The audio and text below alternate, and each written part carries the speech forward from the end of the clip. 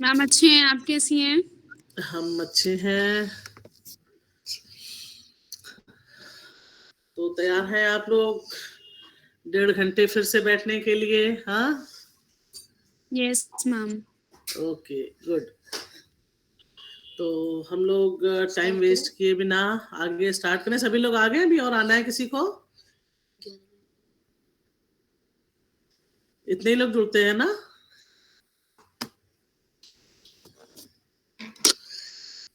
क्यों बच्चों, और कोई आने को बाकी है? देख लीजिए, आप लोग जानते हैं।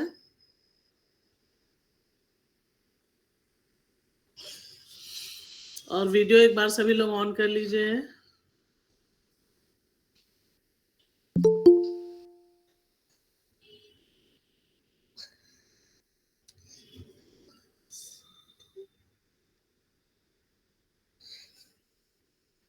Sushmita Srivastava, Shweta Maurya, Amrita Yaduvanshi, Zeba Afroz, Hem Prabha, good afternoon ma'am. Kalu Singh, ma'am good good afternoon afternoon. Ma'am. Good afternoon. Good afternoon ma'am. Good afternoon. Naina Pandey, good afternoon ma'am. Good afternoon. Good afternoon. Good afternoon ma'am. Professor Kiran Pal, कौन है प्रोफेसर किरण पाल? आप सभी लोग प्लीज अपना वीडियो ऑन कर लीजिए।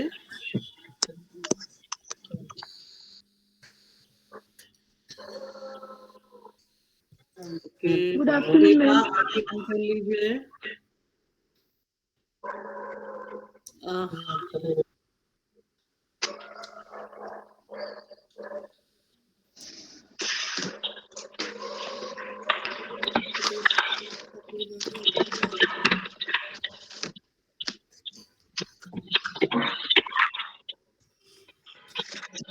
Professor Kiran पाल, आप कहाँ पर हैं ma'am?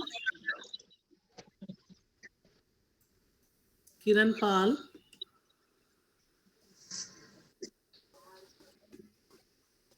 Hello ma'am, are you teacher anywhere? Ma'am SJ Mahavidyalaya ma'am, Ramaipur. Ma'am okay, SJ Mahavidyalaya. अच्छा अच्छा। यस मैम, नहीं आप आ आपने, चुकी हैं वहाँ पे मैम। हाँ नहीं आपने प्रोफेसर लिख रखा है ना, तो इसलिए मैंने सोचा कि पूछ लूं। तो बेटा प्रोफेसर, आप लोगों को तो सबसे पहले इसी पे बता दूं कि अभी तो प्रोफेसर हम भी नहीं लिख सकते हैं। प्रोफेसर का की पोस्ट जो है बड़ी मेहनत से मिलती है और टॉप पोस्ट होती है। तो ma'am good afternoon. Good afternoon. Good afternoon. सबसे पहले assistant professor, then associate professor and then professor का नंबर आता है। तो इसलिए मैंने सोचा कि प्रोफेसर कौन किसने ज्वाइन किया हुआ है। तो बच्चों हम लोग स्टार्ट करते हैं। कल के टॉपिक को ही, टॉक्सिकोलॉजी को आगे कंटिन्यू कर रहे हैं। स्लाइड आपको दिखाई दे रही है? Yes ma'am. Okay yes ma'am. Okay. तो हम लोग आगे लेंगे कि जो फैक्टर्स हैं जो टॉक्सिसिटी को इन्फ्लुएंस करते हैं या इफेक्ट करते हैं, तो उसी को ले रहे हैं। थोड़ी सी कुछ इन्वायरमेंटल टॉक्सिकोलॉजी की भी बात करते हैं और उसी के बाद फिर उन फैक्टर्स को लेंगे। कि आप लोग ये कार्टून में देख रहे हैं कि इन्वायरमेंटल टॉक्सिकोलॉजी में कि do you also eat these with that mask on? That mask on, mask का मतलब है कि जो इंसेक्टिसाइड स्प्रे किया जाता है इनके ऊपर, और उस इंसेक्टिसाइड के साथ इस रैट को ये पूछ रहा है क्या आप इसके साथ ही इसको खाते हैं? मीन्स ये जो गाजर खा रहा है रैबिट और ये है, तो क्या ये आप इसके साथ इसको खाते हैं? मीन्स कि जो कुछ फ्रूट्स और वेजिटेबल। हाँ बच्चों, आवाज आ रही है ना? Yes ma'am. Yes ma'am. अच्छा, sorry ma'am. Okay okay okay. तो ये चीज इसमें दिखाया गया है कि मीन्स कि हम जब भी किसी इंसेक्टिसाइड को या किसी भी केमिकल्स को जब स्प्रे करते हैं कहीं पर एटेबल्स पर, तो उसमें हमें प्रिकॉशन रखनी चाहिए। और हर एक का पीरियड परसिस्टेंस टाइम होता है स्प्रे करने के बाद, उसके बाद ही फल की या सब्जियों की या जो कुछ भी हम यूज कर रहे हैं उसके बाद उसको लेना चाहिए। जब भी कोई इंसेक्टिसाइड का कहीं स्प्रे हो तो वहां पर इस तरीके का एक बोर्ड लगाना चाहिए कि स्प्रेइंग इन प्रोग्रेस, यानी कि स्प्रे है या जिस फील्ड में स्प्रे किया गया है वहां पर टैगिंग या बोर्ड जरूर होना चाहिए कि वहां से फल या सब्जी उसको जो है उसकी तुड़ाई ना की जाए। तो जैसे कुछ पॉल्यूटेंट्स हैं जैसे पीसीबी, यानी कि पॉल्यूटेंट्स पॉलीक्लोरिनेटेड बाइफेनाइल, जो कि अब बैन कर दिया गया है। और इसका पहले बहुत यूज होता था और इनका इफेक्ट बहुत देखा गया फिशेज में, कि फिश के अंदर पर्टिकुलर सलमॉन फिश को देखा गया कि इसके अंदर किस तरीके से जो है ये पेस्टिसाइड प्रेजेंट होता है। यहाँ पर देखें कि पानी से अलग अलग जगहों पर जो हम लोग खेतों में या सब जगह ये पॉलीक्लोरिनेटेड बाइफेनाइल का यूज करते थे, तो वो तालाबों से नदियों से होता हुआ सी वाटर में आया। और सी वाटर में जब आया तो आने के समय तो इनका इनका जो कंसंट्रेशन था ये बहुत कम था, यानी कि ये इसका कंसंट्रेशन देखिए दिया है मिलीग्राम्स पर लीटर में। तो मिलीग्राम्स पर लीटर में देखें कि जब आया तो ये बहुत कम था, लेकिन फिर क्या हुआ, सेडिमेंट्स में आ गया, सेडिमेंट्स में आया तो 0.0052 0.16 में हो गया। फिर उसके बाद वो फाइटोप्लैंक्टॉन्स में गया, फाइटोप्लैंक्टॉन्स में उसकी मात्रा जो है वो 8 मिलीग्राम पर लीटर की हो गई। फाइटो प्लैंक्टॉन से वो एनिमल प्लैंक्टॉन्स में पहुंचा, क्योंकि ये फाइटो को एनिमल्स ले रहे हैं, और इन एनिमल्स प्लैंक्टॉन्स में उसकी मात्रा और बढ़ गई। फिर वो कुछ इन्वर्टिब्रेट्स में आ गए जैसे स्टारफिश या अदर्स कुछ, तो इसमें जो है उसकी क्वांटिटी 5 to 11 मिलीग्राम की हो गई। इन एनिमल्स को जब फिशेस ने लिया, छोटी फिशेस ने, तो ये 1 to 37 मिलीग्राम किलो की हो गई। और उसके बाद फिर बड़ी फिशेस या सी बर्ड्स जब इसको ले रही हैं तो उनमें इनकी क्वांटिटी जो है और बढ़ गई। तो इस तरीके से फिर बाद में पर किलोग्राम और फैट के अकॉर्डिंग उसमें जो है इसकी क्वांटिटी आ गई। तो कहने का मतलब है कि सलमान फिश में इस तरह से तो ये पॉल्यूटेंट था पॉलीक्लोरिनेटेड बाइफेनाइल्स, इसीलिए अब ये बैन कर दिया गया है, क्योंकि ये डिग्रेड नहीं होता है और लगातार ये पानी में आता रहता है। तो एनिमल्स में या प्लांट्स के अंदर थ्रू इकोसिस्टम जो है ये बॉडी के अंदर पहुंचता रहता है और फिर फिश के माध्यम से ये हमारी बॉडी में भी पहुंचता है। इसी तरीके से दूसरा पॉल्यूटेंट है जो हैवी मेटल्स। अब हैवी मेटल्स जो है ये कहां पर, जो फूड सोर्सेज में, heavy metals found in food sources. और ये कौन कौन से heavy metals, mercury, lead, aluminium and cadmium, ये कुछ हैवी मेटल्स हैं जो सॉइल में जाते हैं या पानी में जाते हैं और उसके थ्रू जो है वो हमारी बॉडी के अंदर पहुंच जाते हैं या प्लांट सिस्टम में पहुंच जाते हैं, जो कि हमारे लिए ये हार्मफुल होते हैं।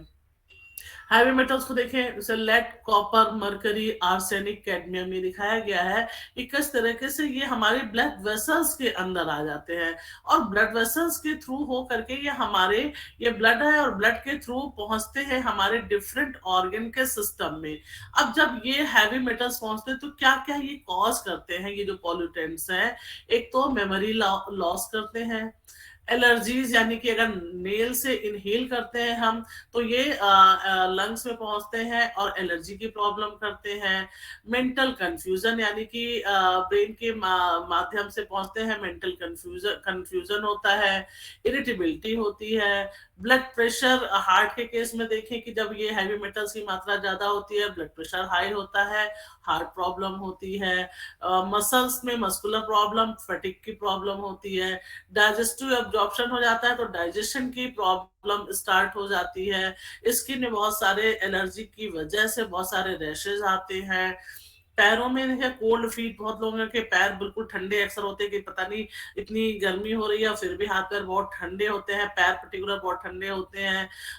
बैलेंस प्रॉब्लम हो जाती है, इम्यून डिफंक्शन हो जाता है, जॉइंट स्टिफनेस हो जाती है। तो ये प्रॉब्लम जो है, ये हैवी मेटल्स की क्वांटिटी जब हमारी बॉडी में थ्रू ब्लड सर्कुलेशन पहुंचती है तो उसकी वजह से ये सारी प्रॉब्लम्स होती हैं। तो आपको अपने, अगर आपको ऑब्जेक्टिव क्वेश्चन होता है तो आपको एक तो हैवी मेटल्स, इनमें से कोई भी, सपोज करिए 3 नाम दिए गए हैं, लेड, कॉपर और आर्सेनिक, और उसके साथ जो है एक कुछ दूसरा दे दिया गया है और उसको पूछा गया है ये हैवी मेटल्स इसमें से कौन सा नहीं है या कौन सा है, तो ये आपको कुछ हैवी मेटल्स के नाम याद रखने हैं जिससे कि आप पहचान सके। और यही 5 हैवी मेटल्स बड़े पॉल्यूटेंट के रूप में सामने आए हैं और इनको याद रखना है।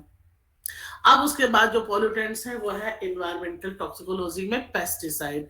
पेस्टिसाइड को कल भी हम लोगों ने पढ़ा था कि पेस्टिसाइड 2 तरीके के होते हैं, एक बायोडिग्रेडेबल पेस्टिसाइड और एक non biodegradable pesticide. Biodegradable pesticides कौन से होते हैं?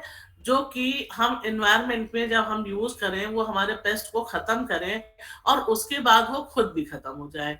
लेकिन होता क्या है, जो नॉन बायोडिग्रेडेबल होते हैं वो बहुत समय तक फील्ड में बने रहते हैं, जिसकी वजह से कि जो है वो कहीं ना कहीं वो हमारी इकोसिस्टम से होते हुए हमारी बॉडी में पहुंचते हैं और वो डिग्रेड नहीं होते हैं, उनका लॉस नहीं होता है, खत्म नहीं होते हैं और वो फिर साइड इफेक्ट हमारे लिए छोड़ते हैं। तो जो पुअर बायोडिग्रेडेबल पेस्टिसाइड्स होते हैं उनका बायो एक्यूमुलेशन हो जाता है और वो जब बायो एक्यूमुलेट होते हैं तो वो हमारी बॉडी में बहुत सारी बीमारियां पैदा करते हैं। कल हमने पेस्टिसाइड के ही बात पर हमने पूछा था पेस्ट, तो पेस्ट को खत्म करने के लिए हम लोग पेस्टिसाइड का यूज करते हैं। इसी तरीके से दूसरा नाम है हर्बिसाइड। हर्बिसाइड क्या होता है? हर्ब्स, हर्ब्स यानी कि जो बहुत सारे छोटे घासेस या कुछ इस तरीके की चीजें होती हैं जो हमें अपने खेत में जिनकी जरूरत नहीं होती है, तो उनको खत्म करने के लिए जब हम जिन केमिकल्स का यूज करते हैं तो वो कहलाते हैं हर्बिसाइड्स। इसी तरीके से नाम सुना होगा विडीसाइड। विडीसाइड यानी कि जो खरपतवार होते हैं, जैसे गेहूं के खेत में गेहूं के साथ साथ बहुत सारे ऐसे खरपतवार या वीड्स जम जाते हैं जो शुरुआत में बिल्कुल पता नहीं चलता है और वो गेहूं के जो पौधे के जैसे ही होते हैं, लेकिन जब उसमें उनके इन्फ्लोरेसेंस होता है, जब उसमें गेहूं की बाल आने लगती है तो उस समय पता लगता है कि अरे ये तो गेहूं नहीं है, ये तो दूसरी वीड है, उसको गेहूं का मामा कहते हैं कॉमनली, जो लोग गांव से रिलेटेड है वो जानते होंगे। तो इस तरीके की वीड को, और वीड जो होते हैं बिल्कुल टारगेट स्पेसिफिक होते हैं, यानी कि जब वीडिसाइड को डाला जाता है तो वो हमारे गेहूं को नुकसान नहीं करते हैं, पर्टिकुलर जितने वीड्स हैं उन्हीं को करते हैं। और इसी को कल हमने जब क्लासिफिकेशन आपको बताया था तो टारगेट ओरिएंटेड हर्बल बताया था कि टारगेट ओरिएंटेड जो केमिकल्स होते हैं वो उन्हीं को टारगेट करके खत्म करते हैं, चाहे वो पेस्ट हो, चाहे वो पेस्टिसाइड मतलब पेस्टिसाइड हो, चाहे वो विडिसाइड हो, चाहे वो इंसेक्टिसाइड हो। तो इस तरीके से पेस्टिसाइड, अब पेस्टिसाइड का देखिए कितना हार्मफुल इफेक्ट होता है। पेस्टिसाइड को जहां पर बड़े खेत, बड़े लैंड्स होते हैं, पर्टिकुलर इंडिया में, तो इस तरीके की हर्बिसाइड और पेस्टिसाइड डालने की नौबत ही नहीं होती है, क्योंकि यहाँ पर खेत छोटे होते हैं, खेतों के जोतों का आकार छोटा होता है। छोटा सा अगर 2 बीघा भी खेत है तो 2 भाइयों के बीच में बटा हुआ है, तो वो इस तरीके का यूज नहीं कर सकते हैं। लेकिन जो यूएस में या अन्य जो बड़े हमारे देश हैं वहां पर वो इस तरीके से पेस्टिसाइड का हेलीकॉप्टर के थ्रू भी स्प्रे करते हैं, ताकि बड़ी बड़ी दूर तक जो है उनका स्प्रे हो जाता है। कुछ इस तरीके से स्प्रे किए जाते हैं, बैग में ले लेते हैं और स्प्रे जो है ये सब्जियों की खेती जो कर रहे हैं वो इस तरीके से इंसेक्टिसाइड का या पेस्टिसाइड का स्प्रे करते हैं। अब जब पेस्टिसाइड का स्प्रे करते हैं तो देखिए, अगर ध्यान से देखें लेंस से, तो उस फ्रूट्स के ऊपर उस पेस्टिसाइड के जो है वो हमें मार्क मिल जाएंगे, और कुछ जो पेस्टिसाइड के केमिकल्स हैं, डिफरेंट फॉर्म्स हैं, वो उसके ऊपर चिपके रहते हैं। तो इस तरीके से ये हमारे सिस्टम में पहुंचते हैं, जो कि हार्मफुल पॉल्यूटेंट के रूप में होते हैं। अक्सर जहां पर कॉटन एक ऐसी क्रॉप है जिसमें बहुत पेस्ट प्रॉब्लम है, और इसी की वजह से आपने सुना होगा कॉटन में जेनेटिकली मॉडिफाइड क्रॉप डेवलप की गई थी, कॉटन की और ब्रिंजल की। BT brinjal and BT cotton आपने नाम सुना होगा। तो BT brinjal and BT cotton क्या था, ये जेनेटिकली मॉडिफाइड डेवलप किया था अमेरिका की मॉन्सेंटो कंपनी ने। और इसमें क्या था कि इसको ये कहा था कि ये इंसेक्ट फ्री क्रॉप है, ये जो, और उसका बीज वहीं से लेना होता है, यानी कि कंपनी ही देगी, और कहा कि ये बीज आप लगाइए और इससे कॉटन ग्रो करिए और इसमें इंसेक्ट नहीं लगेंगे। लेकिन किसानों ने क्या किया कि उसको लिया, मैम। लगाया। हाँ बेटा, मैम आवाज नहीं आ रही है। आवाज नहीं आ रही है? हम्म, मैम आई थिंक कहीं नेटवर्क गया क्योंकि आपकी आवाज प्रॉपर आ रही है। आ रही है। अच्छा, तो बेटा आप अपना नेटवर्क थोड़ा सा एक बार फिर से ऑन ऑफ कर लीजिए। मैम आ गई ma'am. Okay, okay. Thank you, thank you, thank you. हाँ। तो जो बीटी कॉटन की बात हम कर रहे हैं, कि बीटी कॉटन की वजह से आपने कुछ साल पहले सुना होगा कि विदर्भ में बहुत किसानों ने सुसाइड किया था, विदर्भ महाराष्ट्र में। कि और क्यों सुसाइड किया था? क्योंकि उन लोगों ने उन्नत बीज, यानी कि उनकी खेती बहुत अच्छी हो, इसलिए उन्होंने बैंक से काफी लोन लिया। लोन लेकर के उस बीज को बाहर से खरीदा। नॉर्मली किसान हमारे यहाँ का क्या करता है कि इस साल का जो जो फसल होती है उसको कुछ क्वांटिटी रख देता है बीज के लिए कि अगले साल बोएंगे, और बाकी को अपना यूज कर लेता है। तो उसमें क्या था, उस समय की और एडवांस टेक्नोलॉजी के चक्कर में उन्होंने बैंक से लोन लिया और इसके कॉटन के सीड को परचेज किया, बीटी कॉटन के सीड को, फिर उसको लगाया। लेकिन उसमें हुआ क्या कि वहां पर जितनी ग्रो होनी चाहिए थी, जितनी ईल्ड होनी चाहिए थी, वो उनको ईल्ड नहीं मिली। और फिर उसके बाद दूसरा, ये जो सीड होते थे वो टर्मिनेटर सीड थे। टर्मिनेटर सीड आप जानते हो कि उस सीड से फिर दोबारा, मतलब वो जो आपने एक बार तो लगा दिया, क्रॉप हो गई, और फिर दोबारा आप उससे बीज नहीं ले सकते हैं। तो यानी कि दोबारा के लिए आपको बीज खरीदना ही पड़ेगा, उस क्रॉप से निकले हुए बीज को आप नहीं यूज कर सकते हैं। तो ये टर्मिनेटर सीड कहलाता है। तो इस तरीके से उन्होंने क्या किया, जब लिया तो इंसेक्ट्स भी उसमें लग गए और सीड भी उनको नहीं मिला, यानी कि उनकी खेती में बहुत लॉस हुआ। तो चूंकि लोन भी लिया हुआ था और लगातार उनकी खेती में लॉस भी हुआ, तो इसलिए बहुत सारे किसानों ने जो है वो सुसाइड कर लिया था। और तब से जो है इस बीटी पर अभी भी बहुत कंफ्यूजन है, बहुत इस पर डिबेट चल रही है कि हम जो है ये जेनेटिकली मॉडिफाइड ऑर्गेनिज्म या जेनेटिकली मॉडिफाइड फूड का यूज करें या ना करें। इसमें भी साइंटिस्ट के दो ग्रुप बन गए हैं। कुछ ग्रुप कहते हैं कि जेनेटिकली मॉडिफाइड जो हमारा फ्रूट्स है, सब्जियां हैं, इनका हम उपयोग करें, ज्यादा से ज्यादा उगाएं और उनको करें। लेकिन दूसरा ग्रुप जो है कह रहा है कि नहीं, इसके साइड इफेक्ट्स ज्यादा हैं, इसलिए इसका यूज नहीं करना चाहिए।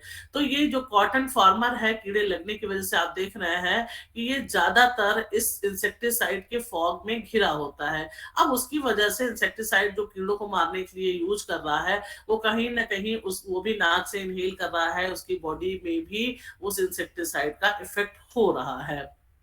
मैम मैम एक चीज हाँ, पूछनी थी। हाँ मैम बोलिए। जैसे ये मैम आपने एक पिक दिखाई थी अभी राइट हैंड साइड पे थी मैम, जिसमें फार्मर कैरी कर रहे थे मैम अपने बैक पे हाँ, पेस्टिसाइड। तो मैम हाँ। पेस्टिसाइड्स तो मैम फार्मर्स के लिए भी काफी हार्मफुल होंगे, तो मैम गवर्नमेंट इस स्पेशली मैम इस स्ट्रेटेजी को मैम क्यों बैन नहीं कर रहे हैं? बेटा देखो, बैक पर ले करके चलने से उसको हार्म हो रहा है, क्योंकि नॉर्मली जहां पर बड़ी मात्रा में वो यूज कर रहे हैं तो इनको, लेकिन दूसरा कोई अल्टरनेटिव नहीं होता है ना उनके पास कि वो किस तरीके से, क्योंकि छोटे छोटे हमने बताया ना कि अब जैसे ये वाले आप देख रहे हो, इसमें बड़े खेतों के आकार है तो ये ऐसे स्प्रे कर ले रहे हैं। जहां पर छोटे किसान हैं, हमारे भारत देश के नॉर्मली जो किसान हैं वो छोटे हैं, उनके खेतों का आकार छोटा है, तो दूसरा उनके पास कोई अल्टरनेटिव नहीं है। और गवर्नमेंट किसानों के ऊपर कहाँ कितना ध्यान दे रही है किसानों के, इसीलिए तो हम हर चीज जो है वो देखिए, बाहर तो उसी को कंपनियां जब ले रही हैं तो वो हमें इतनी महंगा करके, इतना महंगा करके देती हैं। लेकिन किसानों से आप पूछिए जो इतनी मेहनत करके फसल उगाते हैं, आलू है, टमाटर है, या कई बार है, और जहां पर ज्यादा खेती हो जाती है तो वो किसान बेचारा अपने टमाटरों को, क्योंकि उसकी लागत भी नहीं निकल पाती है कि वो जो ट्रांसपोर्टेशन कॉस्ट होता है कि लेकर के टमाटर तोड़ करके और बाजार में बेचने आया है, और उसकी क्योंकि उसका बिक जाएगा तो ठीक है, और नहीं बिकेगा तो वापस ले जाने के लिए उसको किराया इतना लगता है कि वो वहीं पर फेंक करके चला जाता है। इसी तरीके से पोटैटो का आपने देखा होगा, सुना होगा कि कई बार इतना ज्यादा आलू हो जाता है कि किसानों के जो बोरे में पैक करते हैं वो बोरा उनका महंगा पड़ता है। तो कहीं ना कहीं अभी बहुत सारी गवर्नमेंट को स्ट्रेटेजी बनाने की जरूरत है, जिसमें कि हमारे किसानों को इस तरीके से पेस्टिसाइड ना छिड़कना पड़े, उसका दूसरा कोई अल्टरनेटिव हो। तो इनकी वाकई बहुत आवश्यकता है ना। तो गवर्नमेंट के लिए तो अभी हम लोग कोई कमेंट नहीं कर सकते कि गवर्नमेंट ऐसा नहीं कर रही है, लेकिन किसानों की जो रियल में कंडीशन है, वो किसानों की कंडीशन बहुत खराब है। अभी जो किसान बिल आया था उसमें भी किसानों ने बहुत विरोध किया था, बहुत सारी बातें आई, उसमें बहुत सारे पॉलिटिकल एंगल्स भी आ गए। तो हम लोग को पॉलिटिकल एंगल्स पर नहीं जाना है, लेकिन जो एक्चुअल में बात करें तो किसानों की कंडीशन पर कहीं कोई सुधार अभी तक हो नहीं रहा है। उनको एग्रीकल्चर लोन दिया जाता है और कहा जाता है कि लोन माफ हो जाएगा, और इतना ज्यादा लैंड डेवलपमेंट बैंक जो है वो LDB वो किसानों को लोन दे रही है, 12% की दर पर दे रही है। अब 12% के रेट पर या 12.5% के रेट पर किसान जो लेगा, लोन लेगा, और उसके बाद उसमें भी उस किसान उतना लोन लेने के लिए भी किसानों को कितने बिचौलिए लग जाते हैं कि उसमें उनको इतना कमीशन देना पड़ता है कि अगर 1 लाख लोन लिया तो 80,000 उसको मिलता है, और जब उसको जमा करना पड़ता है तो उसको तो पूरा 1 लाख और उसके बाद जितना ब्याज है वो भी जमा करना पड़ता है। तो किसानों की स्थिति अभी बहुत अच्छी नहीं है, और इसीलिए धीरे धीरे चीजों की महंगाइयां भी हो रही हैं, लेकिन किसान का अभी अपना वही का वही स्टेटस है। वो बेचारा आज भी जो है उसी कच्चे घरों में रहने को और उस तरीके से मजबूर। अभी हम लोग आगे इसको कंटिन्यू कर लें, फिर इसको डिस्कस करेंगे, ठीक है बच्चे? Yes ma'am. ओके। तो अब अभी जैसे पेस्टिसाइड की बात की, इसी तरीके से DDT इंसेक्टिसाइड की बात कर रहे हैं। DDT क्या, ये भी बैन कर दिया गया। क्यों बैन किया गया? क्योंकि इसकी जो डिग्रेडेशन था, यानी कि ये जो बायोडिग्रेडेबल की जो हम बात करें तो ये डिग्रेडेबल नहीं था, बहुत लंबे समय तक ये परसिस्ट करता है। इस वजह से इसके हार्मफुल इफेक्ट को देखते हुए DDT जो है ये बैन कर दिया गया। और एक ये रेकेल कार्सन है, इन्होंने अपनी बुक लिखी हुई है जो एनवायरमेंटल टॉक्सिकोलॉजी पर ही पर्टिकुलर लिखी है। इस बुक को कभी कभी ऑब्जेक्टिव में पूछ लिया जाता है, the silent spring book is written by. तो ये आप याद कर लीजिए कि ये रेकेल कार्सन है, इन्होंने अपनी बुक में इसके हार्मफुल इफेक्ट को काफी जो है वो शो किया है, बताया है। और दूसरा, DDT का फुल फॉर्म बहुत पूछा जाता है, डाइक्लोरो डाइफेनिल ट्राइक्लोरोइथेन, या DDE के नाम से भी जो है कुछ इसके मेटाबोलाइट्स हैं, डाइक्लोरो डाइफेनिल डाइक्लोरो एथिलीन। ये दोनों को का फुल फॉर्म, हालांकि पुरानी बातें हो गई हैं, बहुत पुरानी, अब तो नई नई बहुत सारी चीजें आ गई हैं, लेकिन बेसिकली बहुत बहुत इजी कंपटीशन में अगर कुछ पूछना होता है तो DDT और DDE को पूछ लिया जाता है। तो इस तरीके से अब इसको फार्मर्स ने यूज करना बंद कर दिया है। और ये जो इंसेक्टिसाइड पेस्टिसाइड चलते हैं ये भी कई जनरेशन के चलते हैं। जैसे इनको कहें कि DDT फर्स्ट जनरेशन का इंसेक्टिसाइड है, और इस समय 3rd and 4th जनरेशन के इंसेक्टिसाइड एंड पेस्टिसाइड्स यूज किए जा रहे हैं। अब ये एक की इंसेक्टिसाइड और DDT का यूज किया जाता था डिफरेंट, उसमें कई मॉस्किटोज के लिए, एग्रीकल्चर में अलग अलग उसके, लेकिन इनका साइड इफेक्ट था, तो इस वजह से इनको जो है वो बैन किया गया। ये वही बात बता रहे हैं कि नॉट इजिली बायोडिग्रेडेबल, तो उसकी वजह से वो वाटर सिस्टम में जाकर के आता था, मेरीन लाइफ को डिस्टर्ब करता था, या फूड चेन में आकर के जो है वो हमारे जो कुछ बर्ड्स हैं, गिद्ध जैसे वल्चर मिलना बंद हो गया है, और बहुत एंडेंजर्ड स्पीसीज में आ गया है वल्चर। तो उसका भी मेन कारण ये था कि ये DDT और बहुत सारे जो केमिकल इंसेक्टिसाइड पेस्टिसाइड हैं वो पेड़ों में डाले गए, पौधों में डाले गए, और उनको जानवरों ने खाया, और जब वो जानवर मरे तो उनको गिद्ध ने, जो कि हमारे स्कैवेंजर्स, नेचुरल स्कैवेंजर्स कहलाते हैं, तो उन्होंने जब गिद्ध ने खाया तो गिद्ध की बॉडी में वो पेस्टिसाइड उस एनिमल की बॉडी से चला गया, जिसकी वजह से ज्यादातर गिद्ध जो है वो खत्म हो रहे हैं और उनको इंडेंजर्ड स्पीसीज में ले आया गया है। तो इसलिए भी ये सारे इंसेक्टिसाइड को बैन किया गया है वर्ल्ड के डिफरेंट पार्ट से। अब ये देखिए, यहाँ पर भी ये स्प्रे किया जा रहा है, धान का खेत है और इसमें धान के खेत में डिफरेंट से अब ये स्प्रेइंग हो रही है। लेकिन यहाँ पर थोड़ा सा ये ध्यान दे रहे हैं कि इनका ये जो स्प्रे करने की रॉड है ये थोड़ी ज्यादा बड़ी है, लेकिन इसके साथ साथ ये ज्यादा एरिया कवर कर रही है। ये जितने दे रहे हैं ये हर जगह से ये पोर्स निकले हुए हैं, पोर्स बने हुए हैं और इससे ये निकल रहा है। तो ये भी, हालांकि इन्होंने बहुत प्रोटेक्शन के साथ मास्क भी पहन रखा है, सब चीजें हैं, इन्हें और प्रोटेक्शन चाहिए होता है। अभी अगर ये ग्लव्स और सब चीजें पहन करके अगर इसको यूज करना है तो पूरी प्रिकॉशन के साथ यूज करना चाहिए। ये कुछ बग्स के डायग्राम दिए हुए हैं कि इंसेक्टिसाइड का यूज क्यों करते हैं, इस तरीके से पर्टिकुलर बहुत सारे इंसेक्ट, बग्स, माइट्स, तमाम सारे जो होते हैं इनको खत्म करने के लिए। तो इतनी बात तो अभी जो हम लोगों ने की है कि ये इन्वायरमेंटल टॉक्सिकोलॉजी की, कि जो इन्वायरमेंट में हम जो भी इंसेक्टिसाइड, पेस्टिसाइड्स या हम जितने भी ये यूज कर रहे हैं, हैवी मेटल्स और ये पीसीबीज, मीन्स कि ये सब क्या थे, हमारे पॉल्यूटेंट्स थे, जो लिस्ट ऑफ पॉल्यूटेंट्स का है या इन्वायरमेंटल पॉल्यूटेंट्स के हैं। तो ये सारे पॉल्यूटेंट्स हैं और पॉल्यूटेंट्स का क्या इफेक्ट होता है, कैसे होता है, ये बात अभी तक हम लोगों ने की। देखिए, जब हम लोग रिसर्च करने चलेंगे ना तो इन सब बातों का ध्यान रखते हुए कि हमें क्या टॉपिक लेना है और फिर वही चीज है कि उसको कैसे यूज करना है। लिटरेचर सर्वे क्यों किया जाता है? लिटरेचर सर्वे हम लोग रिव्यू और लिटरेचर करते हैं तो यही देखते हैं कि हमसे पहले उस क्रॉप पर या उस इंसेक्ट पर या उस इंसेक्ट पर नहीं तो उससे मिलते जुलते दूसरे उस फैमिली के उस दूसरे इंसेक्ट पर अगर काम हुआ है तो कैसे हुआ है, लोगों ने क्या किया है, क्या मेथोडोलॉजी अपनाई है, क्या इंसेक्टिसाइड डाला था और उस इंसेक्टिसाइड का क्या इफेक्ट हुआ था।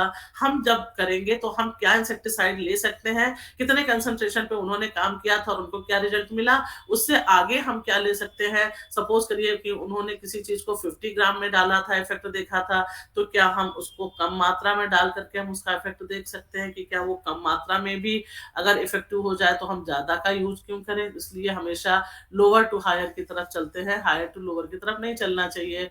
तो ये सारी चीजें आपके लिए कि जब हम टॉक्सिकोलॉजी का कहीं पर या एनवायरमेंटल बायोलॉजी में स्टडी करें या टॉक्सिकोलॉजी की स्टडी करें या एंटोमोलॉजी की स्टडी करें तो इस तरीके से इन सब बातों का अपनी रिसर्च में ध्यान रखते हुए प्रॉब्लम को सिलेक्ट करें। अब ये है आपके सिलेबस का पार्ट, ये भी है कि factor affecting to the chemicals और पॉल्यूटेंट्स, या कौन कौन से फैक्टर्स होते हैं जो प्रभावित करते हैं हमारे पॉल्यूटेंट्स की मैकेनिज्म को, किस तरीके से वो प्रभावित होता है। तो बहुत सारे फैक्टर्स हैं जो कि केमिकल्स को या पॉल्यूटेंट्स या केमिकल्स की जगह पॉल्यूटेंट्स भी कह सकते हैं, उसको कौन कौन से हमारे फैक्टर्स हैं जो प्रभावित करते हैं।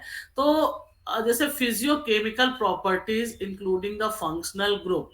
अब देखिए, जो केमिकल है उसकी फिजियोकेमिकल प्रॉपर्टीज कैसी है या उसका फंक्शनल ग्रुप है। फंक्शनल ग्रुप आप समझ रहे होंगे कि functional group means ketonic group है, उसके साथ लगा हुआ है कि OH अल्कोहलिक ग्रुप लगा हुआ है या उसके साथ एल्डिहाइड ग्रुप लगा हुआ है। यानी कि जो उसकी प्रॉपर्टीज होती है उस प्रॉपर्टीज के अकॉर्डिंग जो है वो केमिकल एनवायरनमेंट में अपना प्रभाव डालता है या फिर किसी लिविंग ऑर्गेनिज्म पर अपना प्रभाव डालता है according to physiochemical properties and their structure. दूसरा है solubility in water and organic solvent, यानी कि जो केमिकल है वो वाटर में सॉल्युबल है या नहीं है या किसी ऑर्गेनिक मटेरियल में सॉल्वेंट है। तो अगर वाटर सॉल्युबल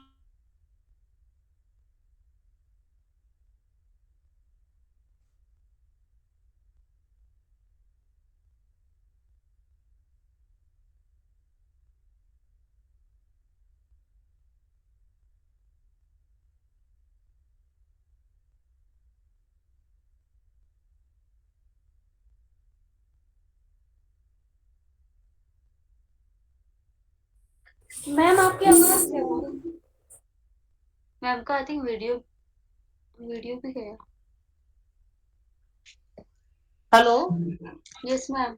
यस हाँ मैम। बेटा। कुछ कल से दिक्कत हो गई है। कल लाइट से इन्वर्टर चला गया और इन्वर्टर जाने से वाईफाई बंद हो गया, लाइट चली गई है।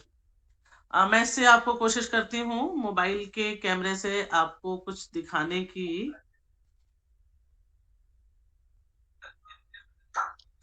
हाँ, आपको दिख रहा है?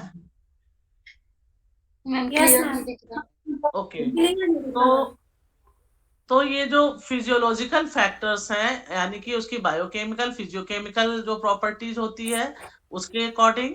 दूसरा सॉल्युबिलिटी इन वाटर या ऑर्गेनिक सॉल्वेंट। तीसरा डोज ऑब्लिक कंसंट्रेशन, यानी कि जो केमिकल है उसका किस कंसंट्रेशन पर यूज हो रहा है या कितनी उसकी डोज उस जगह पर दी गई है, उस डोज और कंसंट्रेशन पर। इसको हमने डिटेल में कल हम लोगों ने डिस्कस किया था कि डोज कितनी जा रही है बॉडी में या किस कंसंट्रेशन में जा रही है, चाहे हम बॉडी की बात करें या पर्टिकुलर किसी ऑर्गेनिज्म के ऊपर बात करें। तो ये दोनों जगह, यानी कि ये भी एक फैक्टर होता है जो उस केमिकल या पॉल्यूटेंट को प्रभावित करता है। उसका आयनिक कैरेक्टरिस्टिक्स जो है उसकी कैसी है, यानी कि आयनाइजेशन उसका कैसा है, अगर उसको करें तो उसकी आयनिक कंडीशन, आयनाइजेशन आप लोग समझते होंगे, तो उसके कैरेक्टरिस्टिक्स पर भी उस केमिकल की प्रॉपर्टी निर्भर करती है। ट्रांसलोकेशन एंड बायो ट्रांसफॉर्मेशन, यानी कि जो केमिकल है या पॉल्यूटेंट है उसका ट्रांसलोकेशन, एक प्लेस से दूसरी प्लेस पर जाना, या उसका बायो ट्रांसफॉर्मेशन, यानी कि एक स्टेज से दूसरी स्टेज में किस तरीके से वो ट्रांसफर हो सकता है, ये भी उसके प्रॉपर्टी को प्रभावित करता है।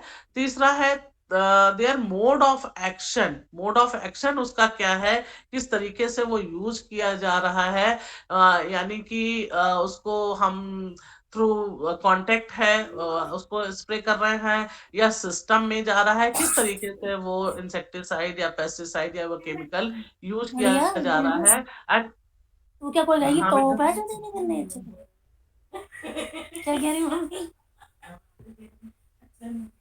Meenakshi, off your mic. Sorry Neetu, sorry ma'am.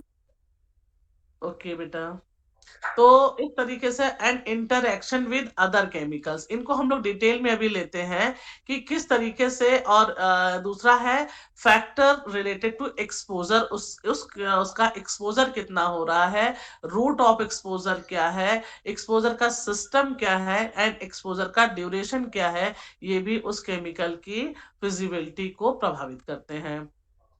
तीसरा क्या है कि कौन कौन से फिजिको केमिकल कैरेक्टरिस्टिक्स हैं, जो अभी हमने बात किया था कि फिजियो केमिकल कैरेक्टरिस्टिक उसके कौन से हैं, फिजिको केमिकल कैरेक्टरिस्टिक्स कौन मैम कौन से क्लियर जो नहीं दिख प्रभावित रहा है करते आपके हैं। स्क्रीन में। अभी अब कुछ बेटर है। कुछ ठीक है, बेटा, चलिए हम बोलते जा रहे हैं, ओके मैम। हम इसको रीड कर रहे हैं। तो जो फिजिकल कैरेक्टरिस्टिक्स में जैसे कि है वाटर टेम्परेचर, यानी कि कोई भी केमिकल है उसकी उसकी कैपेसिटी को वाटर टेम्परेचर प्रभावित करता है, यानी कि उसकी टेम्परेचर कितना है। टेम्परेचर कई बार होता है कि कोई भी चीज, जैसे हम नॉर्मल की बात करें कि हम उसको सोल्यूशन को बना रहे हैं, तो नॉर्मल जो है वो इक्वल हो गया, यानी कि सेचुरेटेड हो गया, लेकिन फिर हीट किया तो सेचुरेशन पॉइंट उसका बढ़ जाता है। तो यानी कि हीट करने पर कुछ केमिकल्स का प्रभाव बढ़ता है, लेकिन कुछ केमिकल्स ऐसे होते हैं जो हीट करने पर जो है वो अप्रभावी हो जाते हैं, उनका इफेक्ट खत्म हो जाता है। तो इस तरह से केमिकल के ऊपर जिस भी हम अगर वाटर में उसको डिसॉल्व कर रहे हैं, तो वाटर के टेम्परेचर पर उस केमिकल की या उस पॉल्यूटेंट की कैपेसिटी निर्भर करती है, प्रभावित होता है उससे। डिसॉल्व्ड ऑक्सीजन, आप लोगों ने बीओडी सीओडी पढ़ा हुआ है, उस पानी में या जहां पर भी जिस चीज की केमिकल जहां पर यूज हो रहा है या वो पॉल्यूटेंट जहां पर है, उसकी डिसॉल्व्ड ऑक्सीजन कैपेसिटी कितनी है, बीओडी उसका कितना है, इस पर भी वो प्रभावित होता है। पीएच वैल्यू, जो जो केमिकल है उसका पीएच भी उसकी प्रभाविता को प्रभावित करता है। सैलिनिटी उसकी कितनी है, वाटर हार्डनेस कैसा है, and suspended and dissolved substances उसने कौन से हैं, ये फैक्टर भी, यानी कि ये सारे फिजिको केमिकल कैरेक्टरिस्टिक्स हैं जो कि टॉक्सिसिटी केमिकल की टॉक्सिसिटी को प्रभावित करते हैं। दिखाई दे रहा है ना? Yes ma'am. ठीक, ओके। नेक्स्ट है कि फैक्टर्स पर्टेनिंग द ऑर्गेनिजम्स, यानी कौन कौन से जो है ऑर्गेनिजम्स का कौन सा फैक्टर उस टॉक्सिसिटी को प्रभावित कर रहा है। तो जैसे टाइप ऑफ स्पीसीज, कुछ स्पीसीज टॉक्सिसिटी के लिए रेजिस्टेंट अपने आप को कर लेती हैं, लेकिन कुछ जो स्पीसीज हैं वो उसके लिए वल्नरेबल होती हैं, यानी कि जल्दी उस टॉक्सिकेंट के प्रभाव में आ जाती हैं। राज बेटा अपना माइक ऑफ कर लीजिए।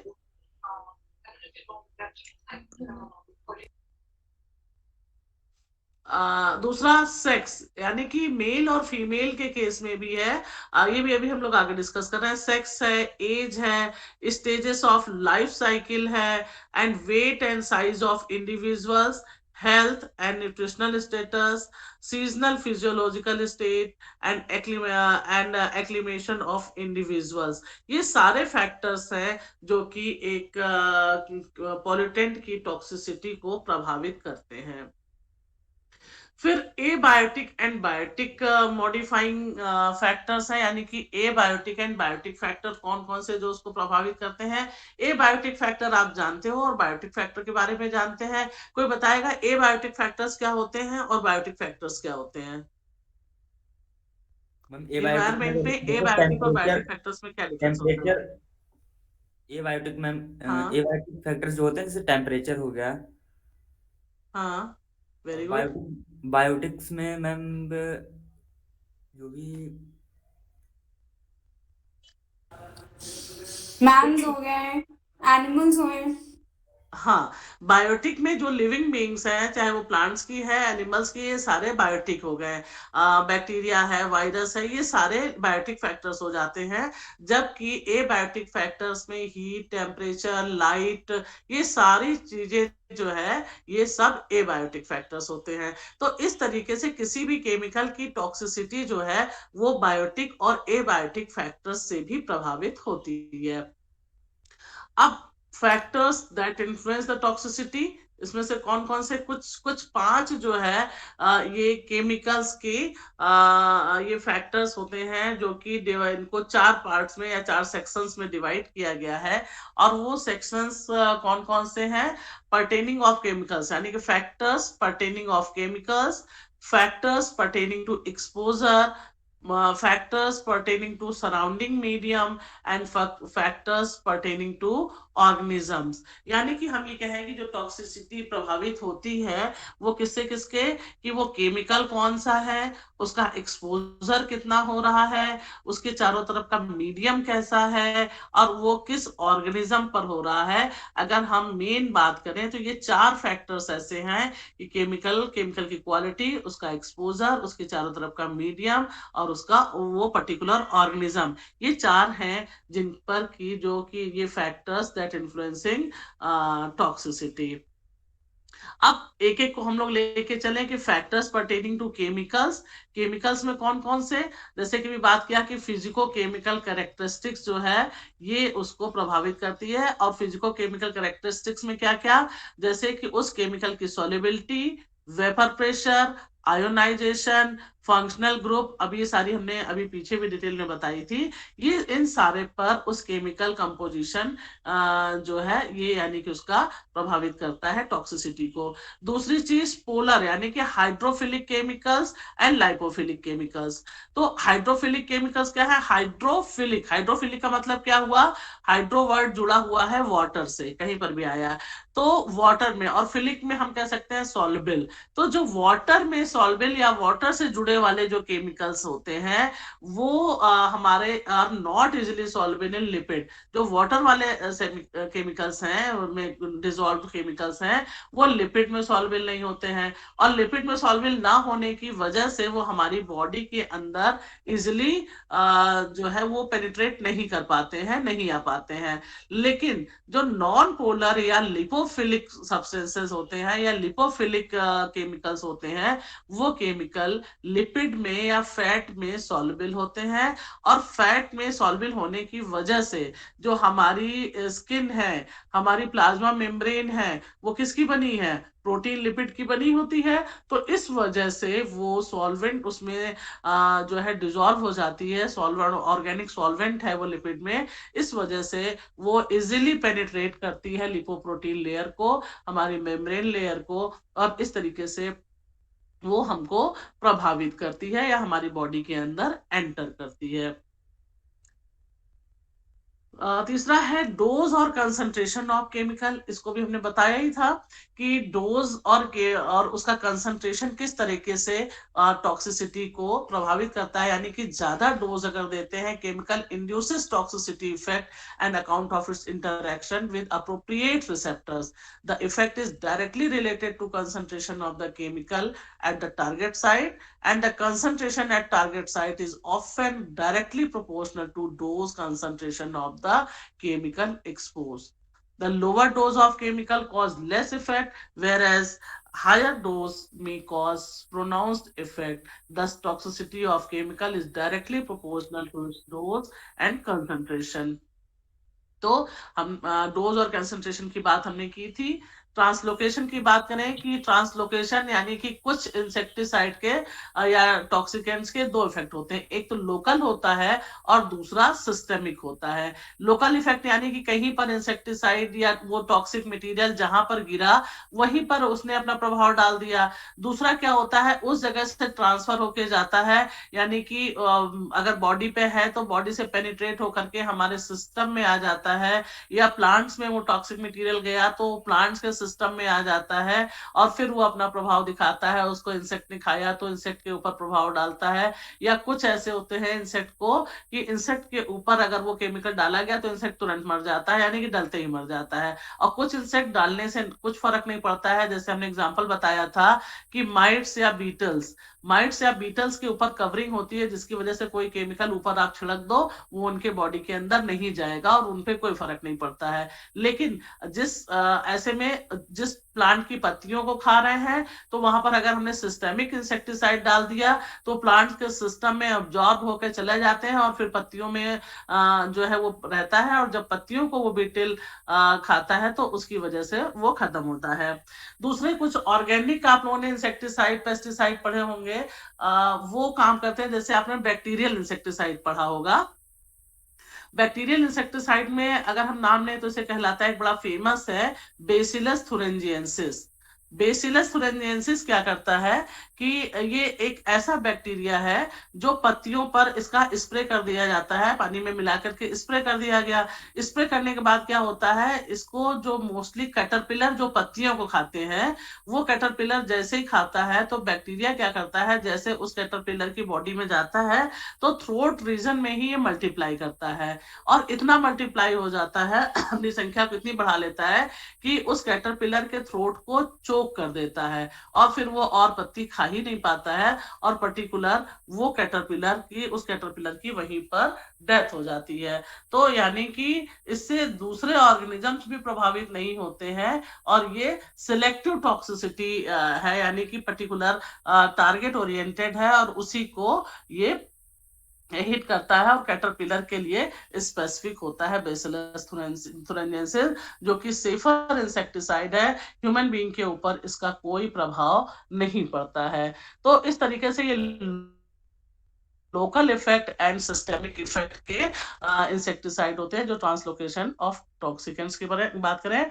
दूसरा बायो ट्रांसफॉर्मेशन ऑफ इंसेक्टिसाइड्स, ये क्या है, बहुत सारे insecticide certain chemicals are normally inactive during translocation. Such chemicals are bio catalytically converted into active forms in the body और organism with the help of certain enzymes. Consequently the toxicity of the, बड़ा मुश्किल है भाई, 1 minute बच्चों, light ने कुछ disturb किया। मैं 2 मिनट लूंगी आपका, मैं इसी से स्लाइड शेयर करती हूँ। कोई नहीं ma'am.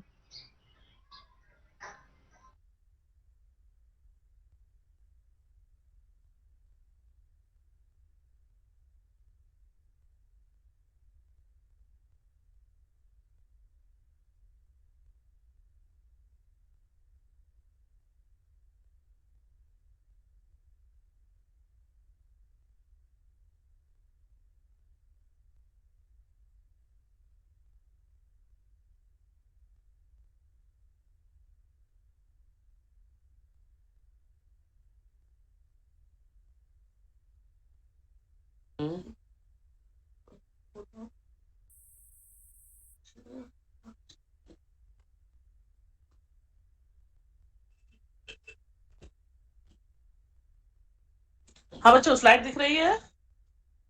Ma'am yes ma'am yes ma'am. आवाज भी आ रही है? यस मैम ठीक।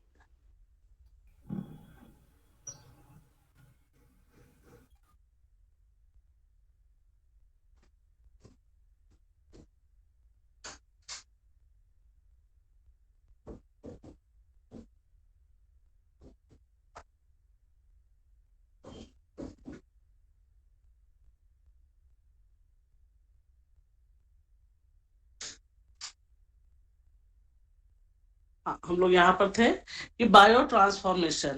तो क्या होता है कि बायो ट्रांसफॉर्मेशन ऑफ टॉक्सिकेंट्स, यानी कि जो टॉक्सिकेंट्स हैं वो ओरिजिनली वो इनएक्टिव होते हैं, लेकिन जब वो सिस्टम में जाते हैं या स्टमक में गए या हमारी बॉडी के एनिमल की बॉडी में या प्लांट्स की बॉडी में वो टॉक्सिकेंट्स पहुंचते हैं, तो कुछ एंजाइम्स के हेल्प से फिर वो जो है एक्टिव हो जाते हैं और एक्टिव होकर के वो अपने टॉक्सिक इफेक्ट को वो रिलीज करते हैं।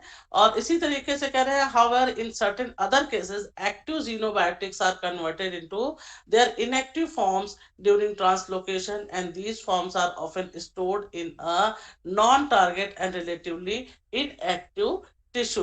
तो इस तरीके से इसका उल्टा भी है कि कुछ xenobiotics हैं जो कि उल्टा काम करते हैं, यानी कि वो एक्टिव फॉर्म में होते हैं और जब दूसरे एंजाइम्स के साथ या किसी चीज के साथ मिल जाते हैं तो वो इनएक्टिव हो जाते हैं। अब केमिकल इंटरेक्शन क्या होता है? कई बार क्या होता है कि नेचर में कुछ बहुत सारे केमिकल्स ऐसे होते हैं जो ऑर्गेनिज्म में प्रेजेंट होते हैं, not expose only on chemicals but to a variety of chemicals. These chemicals interact with each other and such chemicals interaction may have great toxicological significance. जैसे क्या है, लेबोरेटरी में करें, in laboratory the organism may be simultaneously or consequently exposed to two chemicals. These chemicals interact and affect toxicity of each other.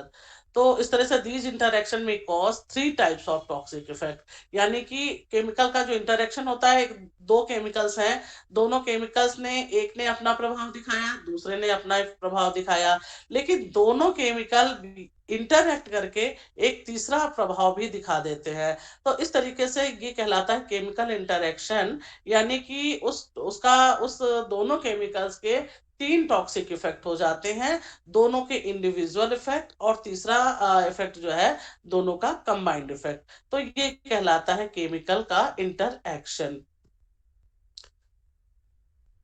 Chemical interaction की बहुत सारे examples हैं अलग अलग।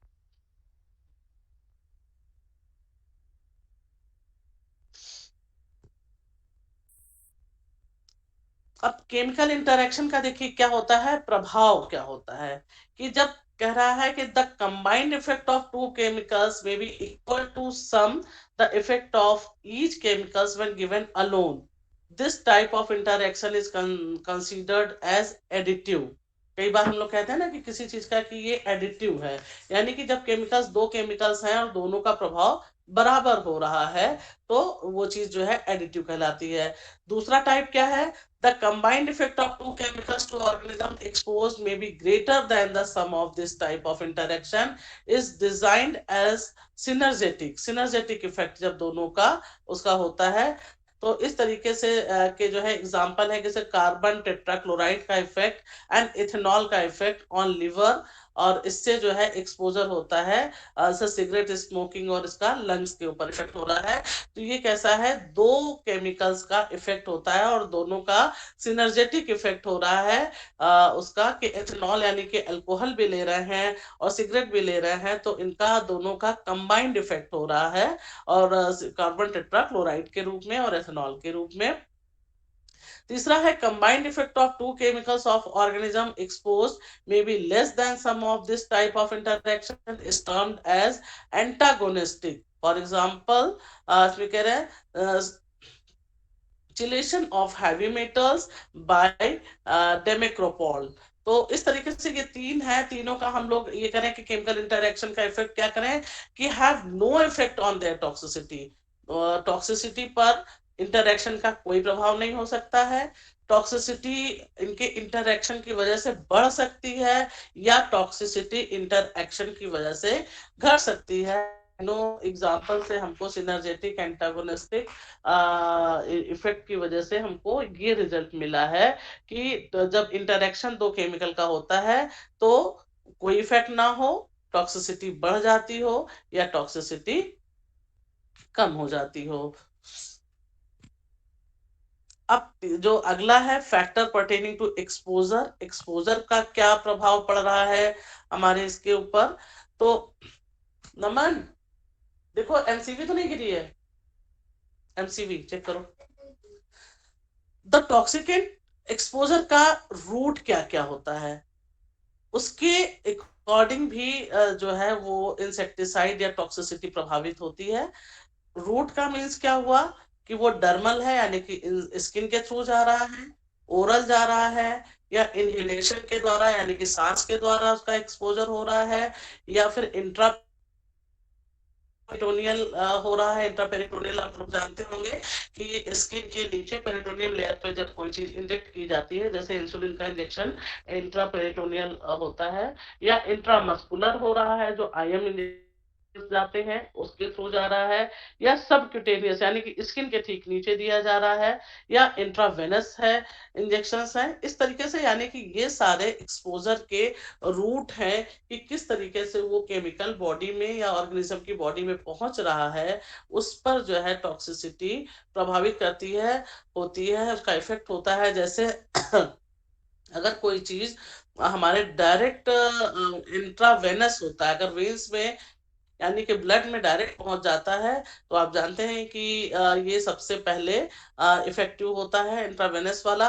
इसीलिए जब कोई सीवियर केस होता है और दवा देनी होती है जो नॉर्मल नहीं काम करता है कोई भी इंजेक्शन, तो इंट्रावेनस दिया जाता है कि वो तुरंत ब्लड में पहुंच जाए और उससे इंट्रावेनस के थ्रू जो है उसका प्रभाव हो जाए। दूसरी चीज क्या है, a chemical produces more rapid and greatest effect when given by intravenous route because through this route of chemical directly reach into active form of the specific site and thus produces greatest effect. And third point, the other exposure route is descending order to toxicity, यानी कि सबसे ज्यादा descending order में क्या है, सबसे ज्यादा तो इंट्रावेनस हो गया। उसके बाद सेकेंड नंबर पे क्या है, इनहेलेशन। अगर हम किसी चीज को इनहेल कर रहे हैं, कोई भी टॉक्सिक मटेरियल टॉक्सिकेंट्स अगर इनहेल कर रहे हैं, तो डायरेक्ट वो हमारा रेस्पिरेटरी ट्रैक्ट में पहुंचता है, और रेस्पिरेटरी ट्रैक्ट में पहुंचने की वजह से वो ब्लड के कांटेक्ट में इमीडिएट आ जाता है। उसके बाद intraperitoneal, then subcutaneous, and then intramuscular, and then oral, and then topical। तो इस तरीके से ये कोई भी टॉक्सिसिटी है वो एक्सपोजर रूट के अकॉर्डिंग उस टॉक्सिसिटी का क्या होता है ये डिपेंड करता है। दूसरा, एक्सपोजर का ड्यूरेशन कितना हो रहा है। LC50 और LD50 को हमने कल भी बताया था कि एक्सपोजर जो भी टॉक्सिकेंट है उसके टच में हम कितनी देर के लिए और कैसे रह रहे हैं उस पर डिपेंड करता है एक्सपोजर ड्यूरेशन पर।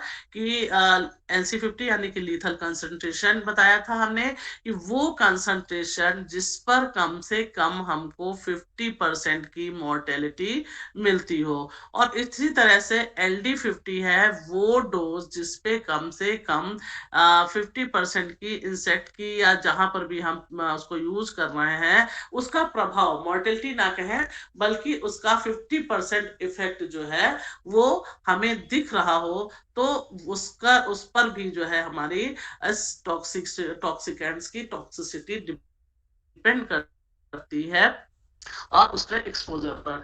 The value evaluated for long term exposure are much less than those determined by the short term exposure. तो इस तरीके से ये LC50 और LT50 की बात है। इससे जुड़े हुए कुछ जो प्रैक्टिकली हम किसी चीज को कैसे यूज करते हैं क्या है, ये हम एक क्लास आपकी ऑफलाइन लेंगे जब भी ऑफलाइन शुरू हो जाएगी। कल की क्लास हम नहीं ले रहे हैं, तो इसीलिए हमने इसको रखा है, क्योंकि जो बहुत सारी बातें ऐसी होती हैं जो सामने मिलकर के जब हम लोग इसको डिस्कस करेंगे, डिस्कस मीन्स कि आपसे आप भी कुछ क्वेश्चन करेंगे और उस चीज को हम भी बताएंगे, तो वो ज्यादा इंटरेस्टिंग होगा और ज्यादा समझ में आएगा। क्योंकि जब भी अब आप जब रिसर्च के लिए टॉपिक सेलेक्ट करेंगे, तो कहीं ना कहीं आपको इन्हीं सारे सब्जेक्ट्स में आएंगे, तो वो आपको वहां पर हेल्प करेंगे, हेल्प होगी, उससे हेल्प मिलेगी। तो हम लोग कैसे क्या करेंगे वो ऑफलाइन की क्लास में हम लोग उसको डिस्कस करेंगे। अब एक्सपोजर सिस्टम क्या होता है? एक्सपोजर सिस्टम अलग अलग टाइप के हैं, वैरायटी ऑफ एक्सपोजर सिस्टम है टॉक्सिकेंट्स के लिए। जैसे एक्वेटिक मीडियम है, या वेरियस एक्सपोजर सिस्टम है जिसको कि हम लोग टॉक्सिकेंट के एक्सपोजर में यूज करते हैं। वो हो सकता है कि उस टॉक्सिकेंट को पानी में मिक्स करके यूज करें। सपोज करिए कि मैलाथियन हमको स्प्रे करना है कहीं पर, तो उसको पानी में जैसे 0.05 का कंसंट्रेशन बनाना है, तो 0.05 का कंसंट्रेशन हम कैसे बनाएंगे और कैसे उसको मिक्स करके उसको ऑर्गेनिज्म के ऊपर एक्सपोज करेंगे, तो वो चीज कहलाता है एक स्टैटिक सिस्टम। दूसरा रिसर्कुलेटरी सिस्टम। रिसर्कुलेटरी सिस्टम क्या होता है? Where the toxicant solution is recirculated through certain pump. यानी कि एक मटेरियल है, एक वाटर में हमने कोई सर्कुलेट उसको डाल दिया है और पंप के थ्रू वो बार बार वहां पर रिसर्कुलेट होता जा रहा है, यानी कि अलग से उसमें एडिशन नहीं हो रहा है या एक बार छिड़क करके काम नहीं चल रहा है, तो वहां पर रिसर्कुलेटरी सिस्टम होता है। रिन्यूअल सिस्टम होता है, यानी कि रिन्यूअल सिस्टम है जब टॉक्सिकेंट सोल्यूशन को कुछ टाइम के बाद, कुछ टाइम इंटरवल के बाद हम उसको बराबर देते रहते हैं। जैसे कि एक इंसेक्टिसाइड को हमने फील्ड में स्प्रे किया और उसमें देखा कि उसका इफेक्ट 10 दिन तक रहता है, तो 10 दिन के बाद फिर से उसी सेम कंसंट्रेशन को या सेम एक्सपेरिमेंट को फिर से रिपीट करते हैं या दोबारा डालते हैं, फिर देखते हैं कि उसका इफेक्ट क्या आया, तो ये कहलाता है रिन्यूअल सिस्टम। फिर नेक्स्ट है flow through system. Flow through system क्या होता है? Where the toxicant solution flow into and out of test chamber intermittently और continuously। यानी कि कोई भी जो है वो फ्लो के साथ काम हो रहा है, यानी कि एक फ्लो के साथ आया और देन बाहर गया। तो इस तरीके से पर्टिकुलर एयर के केस में इस तरीके का एयर थेरेपी कहते हैं, या इस तरीके की, या वाटर में भी क्या कि एक फ्लो के साथ हमने किसी चीज को डाला और फिर उसको बाहर ले लिया, उस सिस्टम से हटा दिया, तो ये चीज कहलाता है flow through system.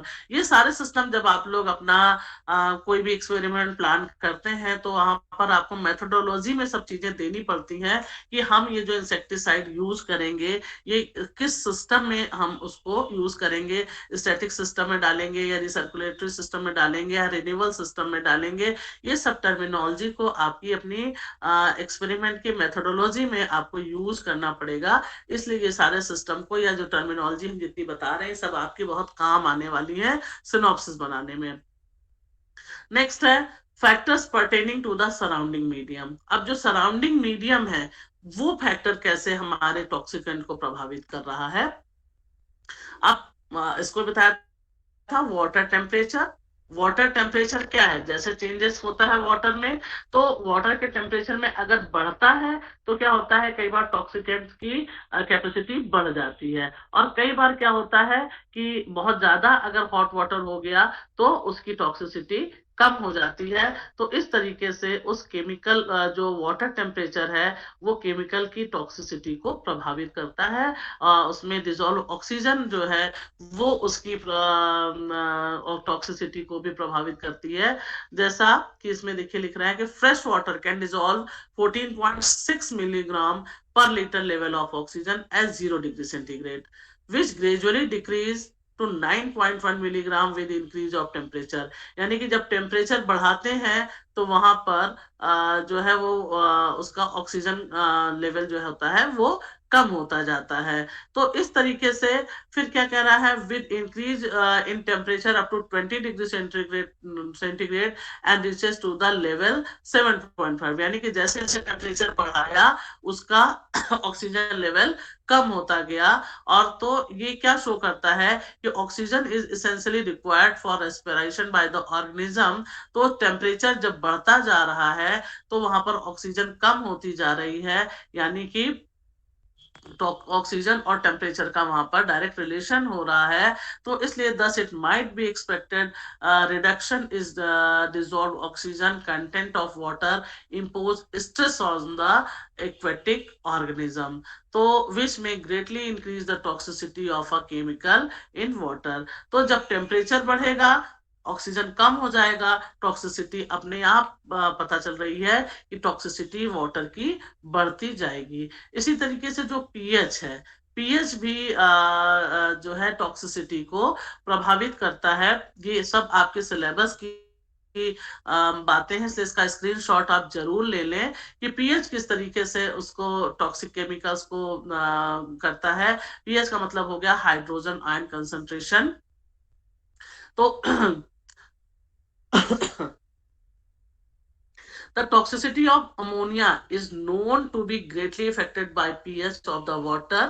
Unionized from the ammonia is highly toxic to fish and toxic range is quite low, यानी 0.2 to 0.7 मिलीग्राम पर लो for salmonid fish के लिए बात कर रहे हैं। In contrast, ionized form of ammonia has very little or no toxicity।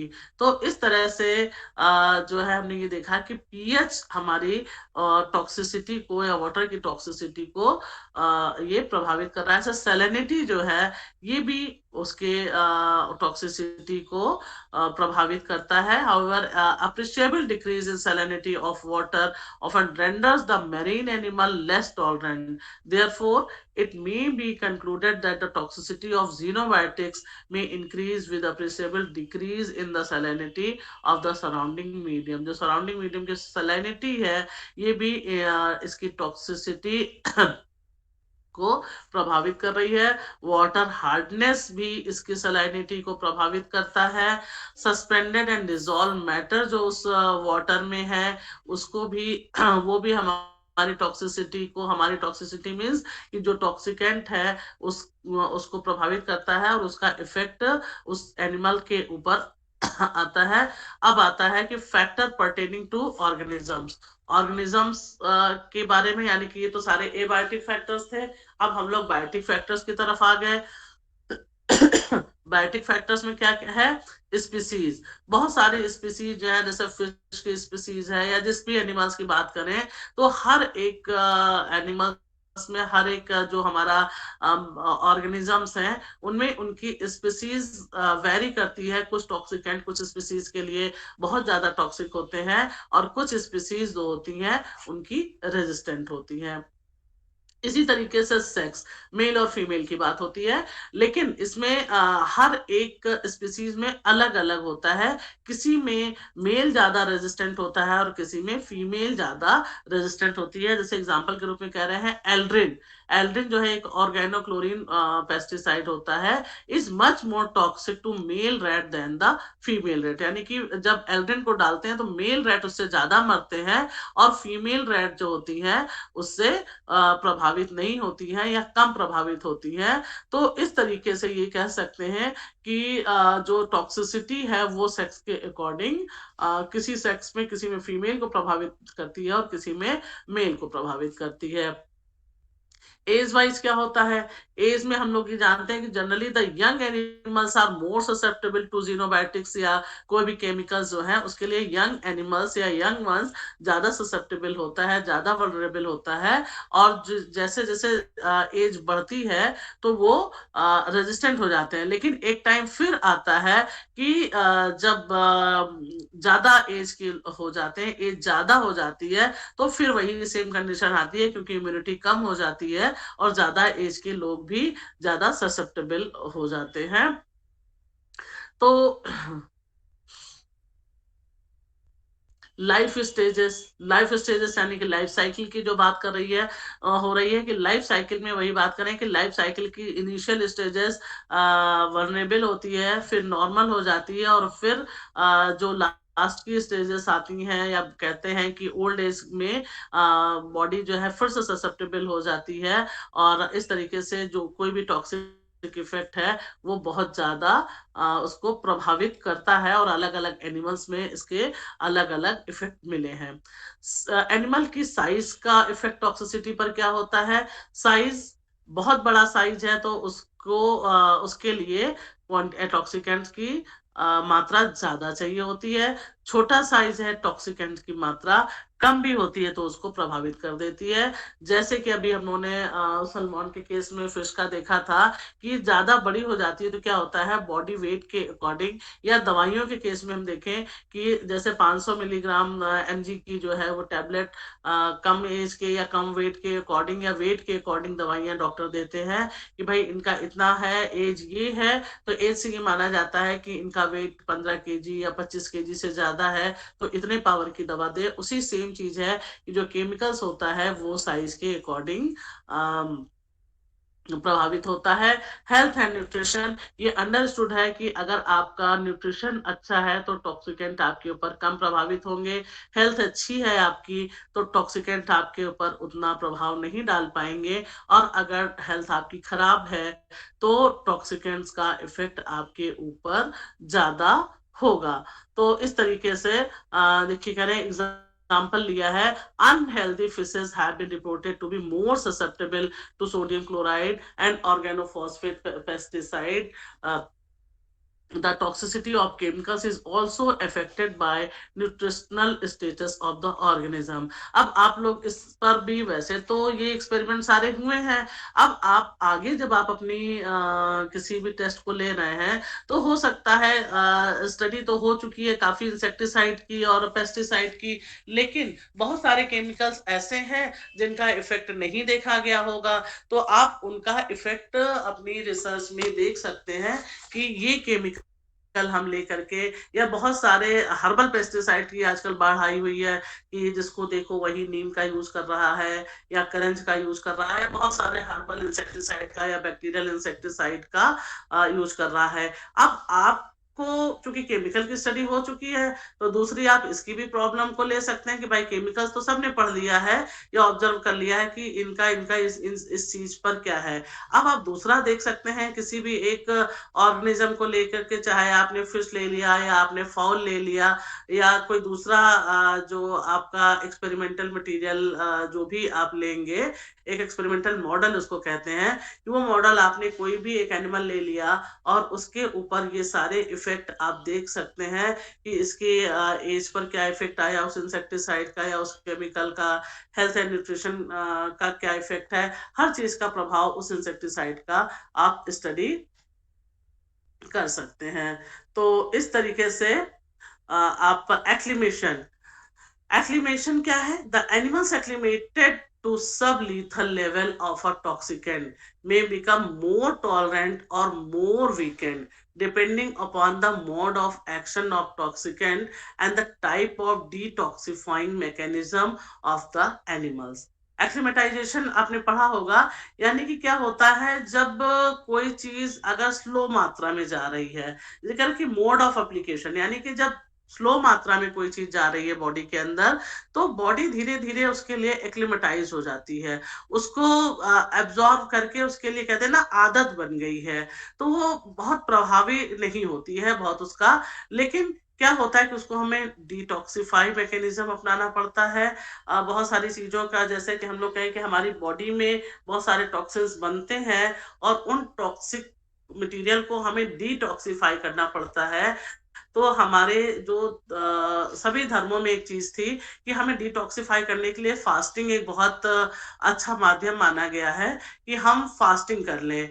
तो इसीलिए अलग अलग धर्मों में कहीं पर रोजा के नाम पर उसको हम कहते हैं, कहीं पर हम इसको व्रत के नाम पर कहते हैं। तो ये व्रत और रोजा जो है ये हमें अपनी बॉडी को एक तरह से कहा जाए कि डिटॉक्सिफाई करने का एक जरिया है। जितने भी डिटॉक्सिकेंट्स बनते हैं, बहुत सारे फ्री रेडिकल्स होते हैं। अब ये फ्री रेडिकल्स कहाँ से आ जाते हैं? हमारी बॉडी में जो मेटाबॉलिज्म होता है, मेटाबॉलिज्म आप लोग जानते हैं, मेटाबॉलिज्म मींस कि सिंपल से कॉम्प्लेक्स कंपाउंड बनना या कॉम्प्लेक्स कंपाउंड को सिंपल कंपाउंड में टूटना, यानी कि anabolism plus catabolism, that is known as metabolism. तो ये जो मेटाबॉलिज्म होता है इस प्रोसीजर में, यानी कि एनाबॉलिज्म एंड कैटाबॉलिज्म में बहुत सारे फ्री रेडिकल्स भी रह जाते हैं जो किसी से रिएक्शन नहीं कर पाते। वो फ्री रेडिकल्स क्या होते हैं, फिर जब आपस में जुड़ जाते हैं तो एक तरह से कहें कि वो टॉक्सिन्स, टॉक्सिन्स के फॉर्म में आ जाते हैं। तो हमारी बॉडी में एजिंग या डिफरेंट चीजें जो आती हैं वो सब उनकी वजह से आने लगती हैं। तो हमें कहीं ना कहीं कुछ ऐसा करने की जरूरत होती है जिससे कि वो मटीरियल या टॉक्सिन्स हमारी बॉडी से निकल जाए। तो बहुत हम लोग फ्री रेडिकल्स को आजकल बहुत सारा एडवर्टीजमेंट भी आ रहा है कि फ्री रेडिकल्स को हटाती है, ये दवा फ्री रेडिकल्स को हटाती है, रिमूव करती है। लेकिन हमारे अपने बहुत सारे मसाले हैं, जैसे हल्दी है या और भी बहुत सारे मसाले हैं जो इन सब चीजों को प्रभावित करती है, और उनका कहीं ना कहीं उपयोग अच्छा होता है। दूसरा, जो योग और मेडिटेशन की बात करते हैं, योग की बात और मेडिटेशन की बात इसलिए करते हैं कि जब हम एक्सरसाइज करते हैं तो एक्सरसाइज करने में हमारी एनर्जी बर्न होती है, मसल्स में बहुत सारे एक्सरसाइज से एनर्जी निकलती है, फैट निकलते हैं। तो ये सारी चीजें जब एक्टिविटीज होती हैं तो अपने आप बहुत सारे फ्री रेडिकल्स भी जो है वो हमारे बेनिफिशियल हो जाते हैं, और उनका जो कंपाउंड बनता है वो बेनिफिशियल हो जाता है। तो इस तरीके से एक्लिमेशन यानी कि जो धीरे धीरे स्लो वाला इफेक्ट होता है वो उसके लिए एक्लिमेट हो जाता है। तो ये हमारा टॉक्सिक मटेरियल का या टॉक्सिसिटी का किस तरीके से प्रभाव होता है, ये इतना हमने इसको करने की कोशिश की है कि आपको इस टॉक्सिकेंट को समझा सके थोड़ा सा। और इसके साथ अगर इसमें आपको कुछ समझना है तो आप पूछ सकते हैं।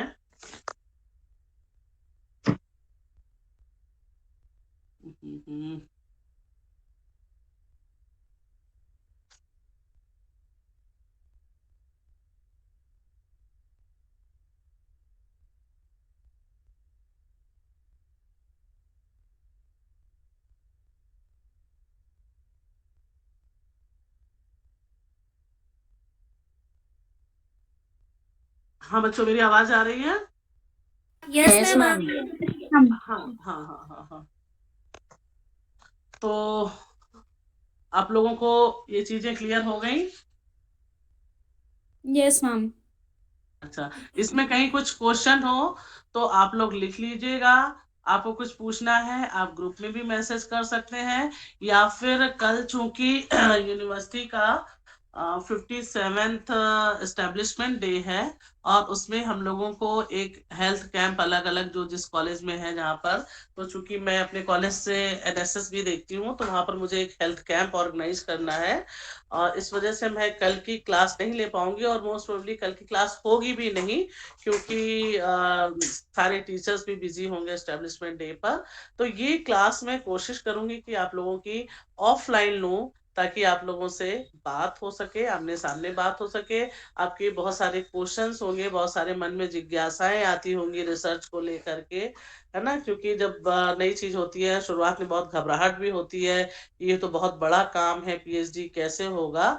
तो वो सब चीजें मैं डिस्कस करूंगी आपसे ऑफलाइन में आकर के, ठीक है? तो आप लोगों ने 17 तक के लिए बोला है ना, उसके बाद ही मैं कोशिश करूंगी, मैम से मैं रिक्वेस्ट करूंगी कि आप आफ्टर 17 मेरी क्लास रखें, और जो कुछ कुछ पॉइंट्स आपके रह गए हैं तो उसको मैं, सिलेबस है क्या आपके सामने अभी? Yes ma'am. तो इसमें से क्या रह गया है आपका, toxicants of public health and hazards, pesticides, heavy metals, fertilisers, ये सब तो हम लोगों ने डिस्कस कर लिए हैं। जीनोबायोटिक्स की बात आपके इसमें रह गई है थोड़ा सा, और कुछ बेसिक टेस्ट जो हैं वो कैसे करते हैं, air pollution, water pollution, soil pollution को, है ना? ये वाला पोर्शन हमारा मेनली रह गया है। बाकी देखिए, टॉक्सिकेंट्स हो गया, पॉल्यूटेंट्स हो गया, या टॉक्सिकोलॉजी और पॉल्यूटेंट्स कौन कौन से होते हैं ये हो गया, इंट्रोडक्शन, डेफिनेशन, स्कोप, ये पूरा आपका हो गया है। हाँ, टॉक्सिकेंट एंड टॉक्सिसिटी हो गई है, इसकी डेफिनेशन हो गई है। फैक्टर इन्फ्लुएंसिंग, कौन कौन से फैक्टर्स टॉक्सिसिटी को इन्फ्लुएंस करते हैं, pH, temperature, reproduction status, age, physiological status, ये सारी चीजें अभी मैंने करा दी।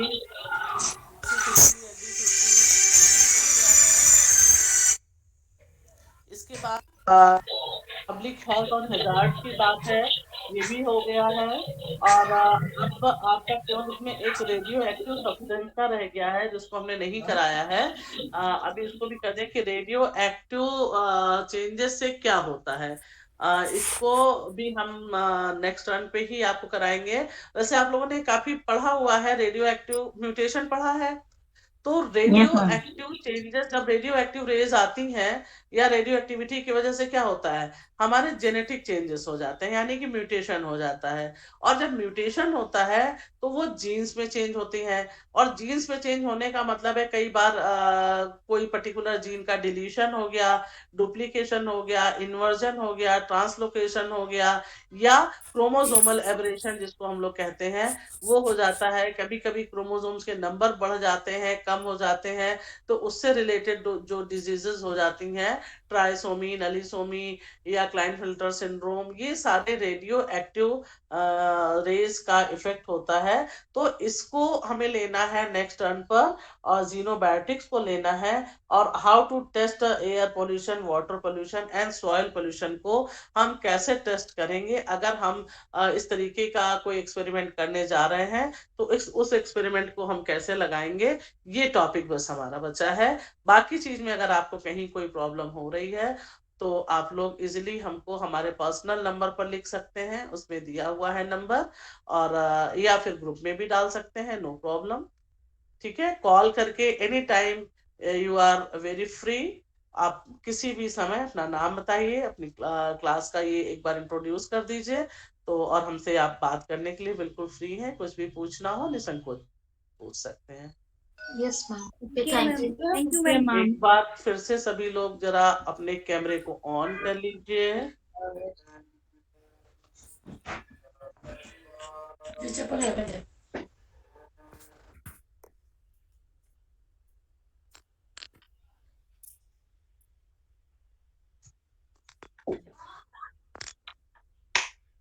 थैंक यू बच्चों। Thank you, Thank you, ma'am. ma'am. Thank you, thank you. Thank you, ma'am. और कुछ पूछना है तो पूछ लीजिए, अभी बात कर सकते हैं हम लोग थोड़ी देर, 15 मिनट है हम लोगों के पास, 10 मिनट है, 10 मिनट बात कर सकते हैं। अगर आप लोगों को इस पूरे टॉपिक में कहीं से कुछ पूछने को लग रहा है या किसी भी टॉपिक से कुछ पूछना है।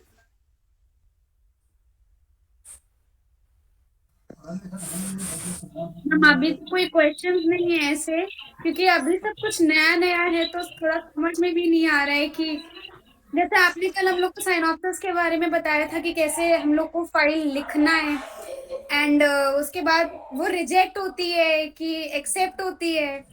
तो सब कुछ नया है, हमें ये भी नहीं पता कि हमें लिखना क्या है, कैसे लिखेंगे, क्या नया रिसर्च फाइंड करना है। बेटा इसीलिए तो आपको गाइड की जरूरत जो होती है वो क्यों होती है, इसीलिए तो होती है कि आपको ये कैसे लिखना है, क्या लिखना है, ये आपको गाइड बताएंगे। अभी जो आपका जो स्टेप चल रहा है वो, नमन बंद करो, आपका जो एट प्रेजेंट स्टेप है वो स्टेप ये है कि जितना आपका सिलेबस है इसको आप अच्छे से पढ़ लें, और इसमें जो आपका एग्जाम होगा उसको जो क्वालिफाई करेगा वही आगे पीएचडी में जा पाएगा। तो एट प्रेजेंट का तो टारगेट आपका यही है कि जितना सिलेबस है, ये आपका एक एमएससी का सिलेबस, एक तरह से कह सकते हैं कि 6 महीने में आपको एमएससी दोबारा करनी है, रिवीजन कराया है पूरा, है ना। पूरा एमएससी यानी कि प्रीवियस और फाइनल दोनों ईयर का सिलेबस आपको, अगर आप अपना जो आपका दूसरा वाला पार्ट है मींस रिसर्च मेथोडोलॉजी का, उसको और इसको दोनों को मिला लो तो आपकी एमएससी प्रीवियस और एमएससी फाइनल दोबारा हो गई 6 महीने में। तो आप अभी इस पर फोकस करो। फिर उसके बाद जब आपको गाइड अलॉट होंगे तो वो आपको गाइड करेंगे कि आपको सिनॉप्सिस कैसे लिखनी है। ठीक है। दूसरी चीज कि आपको जो हमने बताया कि वही रिजेक्ट होती है वो, तो वो जितने ये टॉपिक पढ़ रहे हैं ना, आपको इसीलिए पढ़ाया जा रहा है, और इसीलिए ये टॉपिक अब आपको रिसर्च ओरिएंटेड करके पढ़ना है। जैसे टॉक्सिकोलॉजी हमने पढ़ाया तो ये सोच के पढ़ाया कि आप आगे जब एक्सपेरिमेंट करोगे तो आप कैसे एक्सपेरिमेंट करोगे, है ना। इससे पहले जो आपने पढ़ा था वो आपने ये सोच करके आपको कि एमएससी के एग्जाम में आपको थ्योरेटिकल क्वेश्चन लिखना है और आंसर देना है, बस उतने तक लिखना रखना है। लेकिन अभी आपको एक्सपेरिमेंट के हिसाब से टॉक्सिकोलॉजी या फिजियोलॉजी या इन्वायरमेंटल बायोलॉजी, वो जो आप सब पढ़ रहे हो, आप उस बेसिस पर पढ़ रहे हो। ठीक है, तो अभी आप पढ़ लीजिए, और जब आप करेंगे, सिनॉप्सिस लिखने की बात आएगी, तो आपके जो भी गाइड होंगे वो आपको बताएंगे कि आप सिनॉप्सिस को कैसे लिखिए, रिव्यू ऑफ लिटरेचर कैसे लिखिए, और वैसे रिसर्च मेथोडोलॉजी में भी काफी चीजें बताई जा रही होंगी।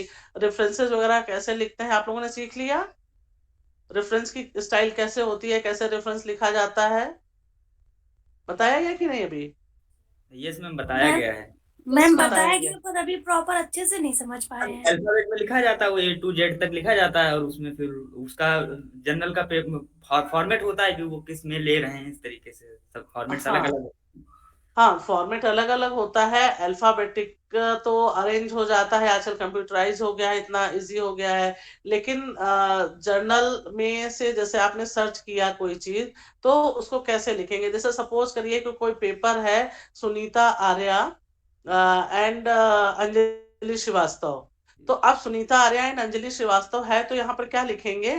सुनीता आर्या नहीं लिखेंगे, आर्या एस, ठीक है, एब्रीवेट कर देते हैं नाम को, और टाइटल को पहले ले लेते हैं। तो आर्या एस एंड ए श्रीवास्तव, कुछ का पैटर्न ऐसे हो जाता है, और कुछ में आर्या एस एंड श्रीवास्तव ए, ठीक है। फिर उसके बाद ईयर आ जाता है, किस ईयर में वो पब्लिश हुआ है जर्नल में, सपोज करिए 2002 आया। फिर उसके बाद उसका जो पेपर है, रिसर्च पेपर, उसका टाइटल क्या है। फिर उसके बाद वो किस जर्नल में, सपोज करिए इंडियन जर्नल ऑफ एंटोमोलॉजी लिखा हुआ है, तो आप इंडियन जर्नल ऑफ एंटोमोलॉजी पूरा नहीं लिखेंगे, उसका एब्रीवेशन करते हैं। इंडियन तो पूरा लिखा, जर्नल का जे लिखेंगे, एंटोमोलॉजी का ईएनटी लिखेंगे। फिर वो किस ईयर में छपा, किस उसका वॉल्यूम होता है और अंक होता है। वॉल्यूम और अंक का क्या मतलब हुआ? जर्नल का एक पीरियड होता है, कुछ जर्नल बाई एक साल में 2 छपते हैं, कुछ जर्नल एक साल में 4 छपते हैं, यानी कि क्वार्टरली होते हैं, और कुछ जर्नल मंथली होते हैं।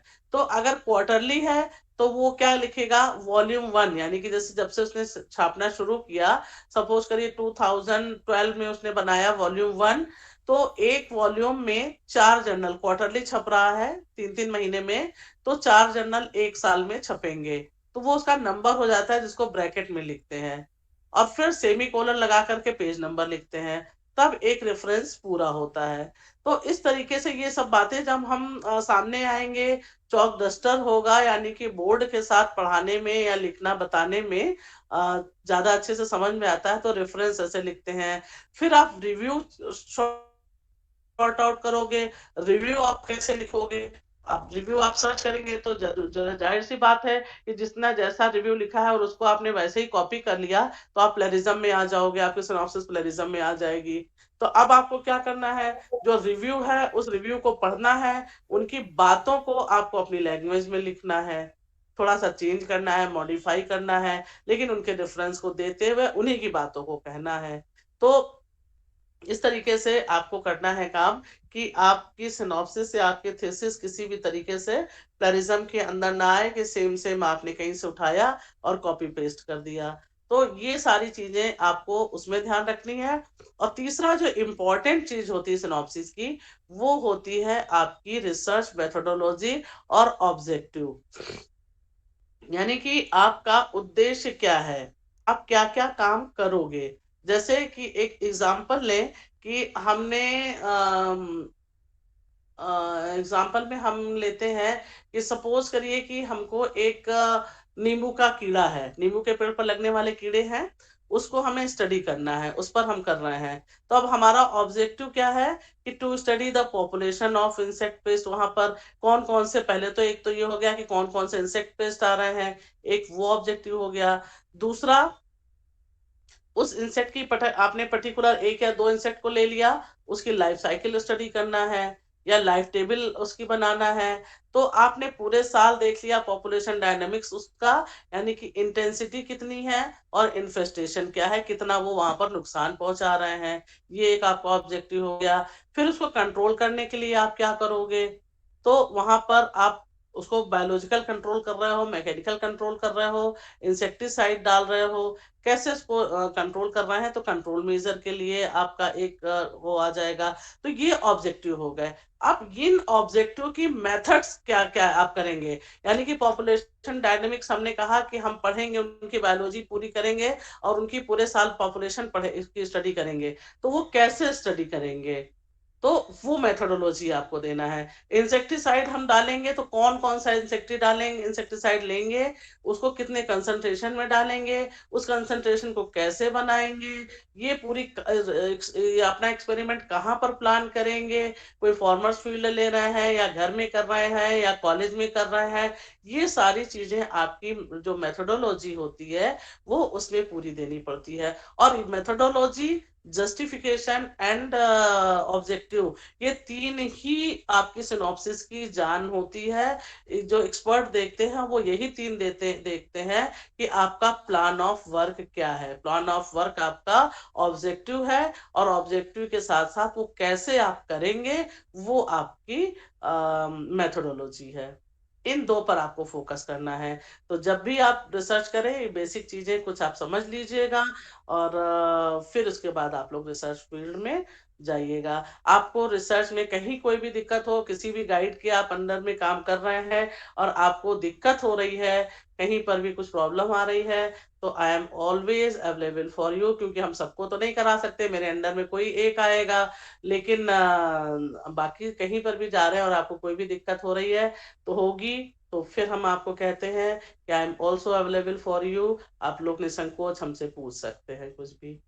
Thank you so much ma'am. 2 candidate आ सकते हैं ना? हाँ बेटा। जी, आपके पास 2 कैंडिडेट आ सकते हैं। नहीं बेटा, अभी मेरे पास 3 कैंडिडेट चल रहे हैं, इनमें से सिनॉप्सिस इनकी तब तक उम्मीद करते हैं जमा हो जाए तो आ सकते हैं। लेकिन अभी बहुत सारे नए गाइड आ गए हैं ना, तो पहले मैं भी चाहूंगी कि नए गाइड को कैंडिडेट पहले मिल जाए, उसके बाद हमारे पास आए। यस ठीक है। मैम। और दूसरा आप लोग की चॉइस पर भी डिपेंड करेगा, आप लोग किसको चॉइस करते हो इस पर भी डिपेंड करेगा। तो इन सब चीज के साथ देखते हुए आप लोग अपना सिलेक्शन, अभी तो टाइम है, पहले एग्जाम पास करिए, फिर ये कंडीशन बाद में आएगी।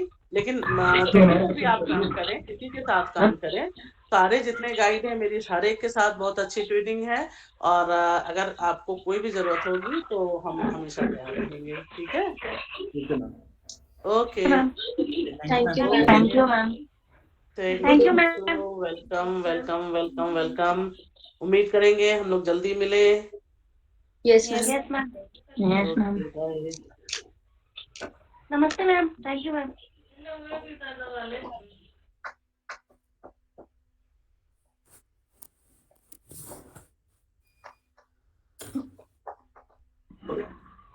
Yes yes yes.